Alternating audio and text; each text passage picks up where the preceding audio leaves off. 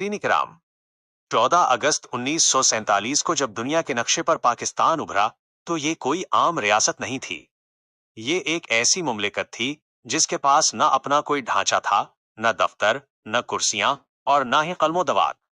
एक तरफ आजादी का जश्न था तो दूसरी तरफ आफतों का एक ऐसा तूफान था जो इस नई रियासत को सफाई हस्ती से मिटाने के लिए तैयार खड़ा था। बरतानवी और हिंदू लीडरों का ख्याल था कि पाकिस्तान माशी तौर पर चंद माह भी नहीं चल सकेगा और मजबूर होकर दोबारा भारत में जम हो जाएगा। पाकिस्तान के सामने सबसे पहला और बड़ा मसला मुहाजिरीन की आबादकारी था। लाखों लट्टे पट्टे काफले, जिनके पास सिर्फ उनके तन के कपड़े बाकी थे, सरहद पार करके आ रहे थे। कराची और लाहौर की सड़कें मुहाजिरीन के कैंपों में तब्दील हो चुकी थीं। कायदे आजम ने अपनी बिगड़ती हुई सेहत के बावजूद दिन रात एक कर दिया ताकि इन बेघर लोगों को छत और रोटी फराहम की जा सके। ये इंसानी तारीख का सबसे बड़ा बहरान था, लेकिन पाकिस्तानियों के जज्बे ने साबित कर दिया कि वो किसी भी मुश्किल से लड़ सकते हैं। दूसरा बड़ा मसला असासों की तकसीम था।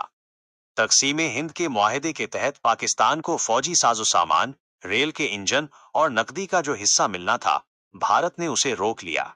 पाकिस्तान के पास सरकारी मुलाजमीन को तनख्वाहें देने के लिए पैसे तक न थे। इस नाजुक वक्त में नवाब ऑफ बहावलपुर और हबीब बैंक जैसे इदारों ने करोड़ों रुपए के अतियात देकर मुल्क की माईशत को सहारा दिया। अफजल दास्तान टेलीविजन के नाजरीन, अभी ये मसाइल हल नहीं हुए थे कि भारत ने एक और वार किया। अप्रैल 1948 में भारत ने अचानक पाकिस्तान की तरफ आने वाला नहरों का पानी रोक दिया ताकि ज़राअत को तबाह करके कहत पैदा किया जा सके। ये एक बैनुल अक़वामी जुर्म था, लेकिन पाकिस्तान ने सब्र और मुज़ाकरात के जरिए इस मसले को आलमी सतह पर उठाया, जो बाद में सिंध तास मुआहिदे की बुनियाद बना। लेकिन सबसे बड़ा जख्म जो आज भी ताज़ा है वो मसला कश्मीर था। जूनागढ़ और हैदराबाद दक्कन पर कब्जे के बाद भारत ने कश्मीर के अवाम की मर्जी के खिलाफ वहां अपनी फौजें उतार दी। कश्मीरी अवाम और कबायली मुजाहिदीन ने अपनी मदद आप के तहत जिहाद शुरू किया और मुट्ठी भर वसाइल के साथ भारत जैसी बड़ी फौज का मुकाबला किया। 1948 इनकी इस पहली पाक भारत जंग ने कश्मीर को दो हिस्सों में तकसीम कर दिया और ये मसला अक़वाम मुत्तहिदा तक जा पहुंचा, जो आज भी हल तलब है। कायद आज़म मोहम्मद अली जनाह, जो इस वक्त पाकिस्तान के गवर्नर जनरल थे, शदीद अलील हो चुके थे। डॉक्टरों ने उन्हें आराम का मशवरा दिया, लेकिन उन्होंने फरमाया, पाकिस्तान एक नौज़ायदा बच्चा है, इसे अभी मेरी जरूरत है। उन्होंने इसी हालत में स्टेट बैंक ऑफ पाकिस्तान का इफ्तिताह किया ताकि मुल्क की माईशत अपने पैरों पर खड़ी हो सके। कराम पाकिस्तान को बने अभी एक साल भी मुकम्मल नहीं हुआ था कि मुल्क के उफुक पर गम के गहरे बादल छा गए। वो इंसान जिसने बरसगीर के मुसलमानों को बिखरी हुई भेड़ों से एक ताकतवर कौम बनाया था, उसकी अपनी जिंदगी की शमा बुझने के करीब थी। कायद आज़म मोहम्मद अली जनाह बरसों से तपे दक, ट्यूबरकुलोसिस जैसे मूजी मर्ज से लड़ रहे थे, लेकिन उन्होंने अपनी बीमारी को अपनी जात तक महदूद रखा ताकि दुश्मन उनकी कमजोरी का फायदा न उठा सके और कौम का हौसला पस्त न हो। 14 अगस्त 1948 को जब पाकिस्तान की पहली सालगिरह मनाई जा रही थी तो कौम का मसीहा जियारत बलूचिस्तान के ठंडे मकाम पर जिंदगी और मौत की कशमकश में मुब्तला था। डॉक्टरों ने उन्हें मुकम्मल आराम का मशवरा दिया था, लेकिन उनकी रूह अभी भी पाकिस्तान के इंतजामी और आईनी मसाइल में उलझी हुई थी। वो जियारत की उस छोटी सी रेजिडेंसी में बैठकर भी फाइलें देखते और रियासत के मामलात पर हिदायत जारी करते थे। सितंबर 1948 के आगाज में उनकी तबीयत मजीद बिगड़ गई। डॉक्टर अलजही बख्श और उनकी बहन मोहतरमा फातिमा जिनाह ने फैसला किया कि उन्हें फौरन कराची मुंतकिल किया जाए, क्योंकि जियारत की बुलंदी और सर्दी उनके फेफड़ों के लिए नुकसानदेह साबित हो रही थी। 11 सितंबर 1948 की सुबह उन्हें एक तैयारे के जरिए कोयटा से कराची लाया गया, लेकिन कुदरत को कुछ और ही मंजूर था। कराची एयरपोर्ट पर जब वो पहुंचे तो उनकी एम्बुलेंस रास्ते में खराब हो गई। तपती धूप में वो अजीम लीडर अपनी बहन के साथ सड़क किनारे 1 घंटे तक दूसरी एम्बुलेंस का इंतजार करता रहा, लेकिन उन्होंने एक बार भी शिकायत नहीं की। ये उस इंसान की सादगी और सब्र का नमूना था जिसने लाखों के मुकद्दर बदले थे। उसी शाम 11 सितंबर 1948 की रात 10:20 पर पाकिस्तान का मेमार, मुसलमानों का कायदे आजम और दुनिया का अजीम तरीन वकील अपने हाल के हकीकी से जा मिला। ये खबर रेडियो पाकिस्तान पर जैसे ही नशर हुई, पूरे मुल्क में कहराम मच गया। वो कौम जो अभी हिजरत के जख्मों से चोर थी, अपने बाप के साए से महरूम हो गई। कराची की सड़कों पर लाखों का मजमा था, हर आंख इश्कबार थी और हर दिल बोझल था। अफजल दास्तान टेलीविजन के नाजरीन, कायदे आजम की वफात पाकिस्तान के लिए एक बहुत बड़ा धचका थी। भारत के कई सियासी रहनुमाओं का ख्याल था कि अब पाकिस्तान बिखर जाएगा, क्योंकि उसे जोड़ने वाली वाहिद ताकत रुखसत हो चुकी है। लेकिन कायदे आजम ने जाते जाते कौम को ईमान, इत्तेहाद और नज्म ज़ब्त का जो दर्स दिया था, वो उनका सबसे बड़ा विरसा साबित हुआ। कायद की वफात के बाद अब तमाम तर जिम्मेदारी उनके दस्ते रास्त और पाकिस्तान के पहले वजीर आजम नवाबजादा लियाकत अली खान के कंधों पर आ गई। लियाकत अली खान ने कमाले जुर्रत और दानिशमंदी का सबूत देते हुए कौम को बिखरने से बचाया। उनके सामने सबसे बड़ा चैलेंज मुल्क का पहला आइन बनाना था, ताकि पाकिस्तान एक कानूनी और जमहूरी रास्ते पर चल सके। 1949 इंतहाल ही में लियाकत अली खान ने असम्बली से करारदाद मकासिद ऑब्जेक्टिव्स रेजोल्यूशन मंजूर करवाई। ये करारदाद पाकिस्तान की आईनी तारीख का सबसे अहम सुतून है, जिसमें यह तस्लीम किया गया कि कायनात की हाकमियत सिर्फ अल्लाह तालीज के लिए है और पाकिस्तान का आइन कुरान और सुन्नत की रोशनी में बनाया जाएगा। इस करारदाद ने पाकिस्तान को एक नजरियाती सिमत फराहम की, अगरचे लिबरल और मजहबी हलकों के दरमियान उस पर बहस आज भी जारी है। लियाकत अली खान के दौर में भारत के साथ कशीदगी उरूज पर थी। 1950 इनमें जब भारत ने अपनी फौजें पाकिस्तानी सरहदों पर जमा कर दी, तो लियाकत अली खान ने लाहौर में एक बड़े मजमा के सामने अपना मशहूर मक्का फिस्ट लहराया, जो इस बात की अलामत था कि पाकिस्तान अपनी सरहदों की हिफाजत करना जानता है और वो किसी भी जारहियत का भरपूर जवाब देगा। उस इकदाम ने कौम में वो जज्बा पैदा किया कि दुश्मन को पीछे हटना पड़ा। लेकिन बदकिस्मती ने अभी पाकिस्तान का पीछा नहीं छोड़ा था।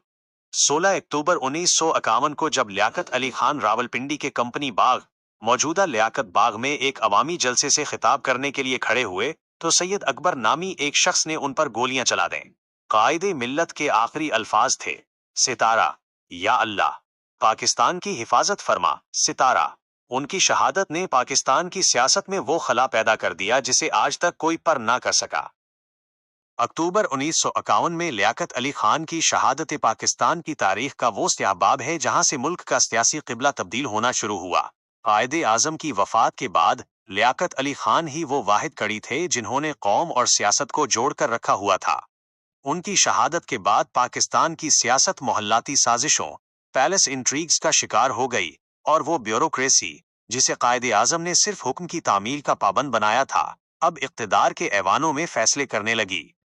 लियाकत अली खान की जगह ख्वाजा नाज़मुद्दीन को वजीर आजम बनाया गया, जो इस वक्त गवर्नर जनरल के ओहदे पर फाइज थे, जबकि गवर्नर जनरल की कुर्सी पर एक ब्यूरोक्रेट मलिक गुलाम मोहम्मद को बिठाया गया। यहीं से वो तवाजुन बिगड़ा जो एक जमहूरी मुल्क के लिए जरूरी होता है। मलिक गुलाम मोहम्मद एक सख्त गिर मुंतजिम थे और वो पार्लियामेंट की बालादस्ती के बजाय इंतजामी ताकत पर यकीन रखते थे। अफजल दास्तान टेलीविजन के नाजरीन, 1953 में पाकिस्तान को अपने पहले बड़े दाखिली बहरान का सामना करना पड़ा, जब पंजाब में मजहबी और सियासी बुनियादों पर हंगामे फूट पड़े।